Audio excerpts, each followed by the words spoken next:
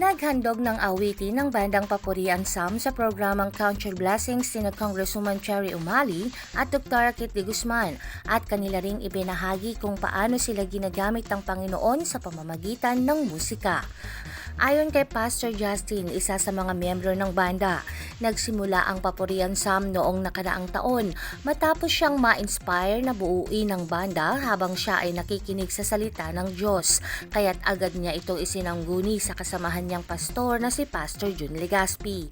Inopen ko po sa kanila, sabi ko, Pas, what if magbuo po tayo ng band po natin, ang worship team, na kung saan ay i-glorify natin, Dok, ang pangalan ng Panginoon through our worship, to our yung mga lyrics po ng mga song na gagawin po namin.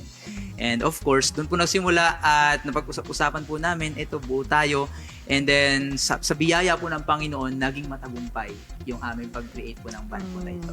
Unang nag-perform ang banda sa isang major concert sa Sports Complex Palayan City, kung saan nakasama nila ang iba't ibang music artists at ilang membro ng Papuri Music.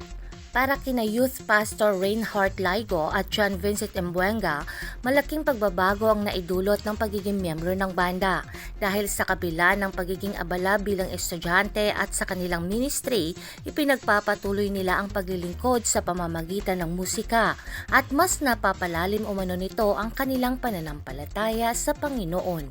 Habang sina Pastor Ariel at Pastor JP na matagal nang hindi tumutugtog ng instrumento dahil nakatutok na sa pagbabasa ng scripture ay muling naudyok na bumalik sa music ministry dahil sa banda. Samantala, inamin ng isa pa sa mga miyembro na si Danica Cambe na dati ay wala siyang hilig sa music ministry. Ngunit dahil sa banda ay nagkaroon siya ng lakas ng loob na ipakita ang kanyang talento sa musika. Sa kasalukuyan, ang Papuri Ansam ay hindi lamang isang banda. Ito rin ay isang patotoo ng pagbabago, pagkakaisa at pananampalataya. Dahil sa bawat awitin, hindi lamang musika ang kanilang naihahatid, kundi ang mensahe ng pag-asa at pag-ibig ng Panginoon na kayang magpabago ng buhay. Sa group po na ito, ang gusto ko po na makita ng tao ay kung paano i-glorify ang Lord through music, and gusto pong ipaalala ng group na ito na we are created in God's glory. Kasama si Carmel Joy Miguel, Jovelyn Astrero para sa Balitang Unang Sigaw.